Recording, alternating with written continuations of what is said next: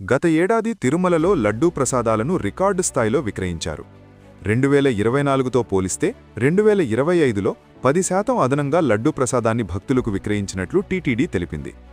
2024లో 12.15 కోట్ల లడ్డూలు అమ్మగా 2025లో ఆ సంఖ్య 13.52 కోట్లకు చేరినట్లు వెల్లడించింది. గత దశాబ్దకాలంలో ఎన్నడూ లేని విధంగా డిసెంబర్ 27న 5.13 లక్షల లడ్డూలను భక్తులు కొనుగోలు చేశారని పేర్కొంది. ఏడాదిగా ప్రతిరోజూ సరాసరి 4 లక్షల వరకు లడ్డూలను తయారు చేస్తున్నట్లు టీటీడీ తెలిపింది.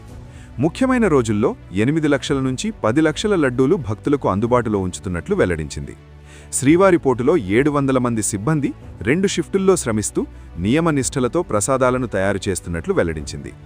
ఇటీవల కాలంలో లడ్డూ నాణ్యత, రుచి పెరగడంపై భక్తులు సంతోషం వ్యక్తం చేస్తున్నట్లు టీటీడీ పేర్కొంది. వైకుంఠ ఏకాదశి, న్యూ ఇయర్ వరుస సెలవులతో తిరుమలలో భక్తుల రద్దీ అనూహ్యంగా పెరిగింది. వైకుంఠ ద్వార దర్శనం కోసం వేలాదిగా సామాన్య భక్తులు తిరుమలకు చేరుకుంటున్నారు. ముఖ్యంగా శుక్రవారం నుంచి సర్వదర్శనానికి తిరిగి అనుమతి ఇవ్వనున్న నేపథ్యంలో ముందుగానే పెద్ద సంఖ్యలో భక్తులు తిరుమలకు రావడంతో రద్దీ భారీగా పెరిగింది. సామాన్య భక్తులతో పాటు వీఐపీలు కూడా తిరుమలకు భారీగా తరలివచ్చి కలియుగ వైకుంఠనాథుడు వెంకటేశ్వర స్వామిని దర్శించుకుంటున్నారు. ఈ నేపథ్యంలో పోలీసులు కట్టుదిట్టమైన భద్రతా చర్యలు చేపట్టారు. టీటీడీ అధికారుల అంచనాలకు మించి భక్తులు చేరుకోవడంతో ఔటర్ రింగ్ రోడ్డు వద్ద ఏర్పాటు చేసిన క్యూలైన్ నుంచి భక్తులను క్రమబద్ధంగా లోపలి క్యూలైన్లలోకి అనుమతిస్తున్నారు.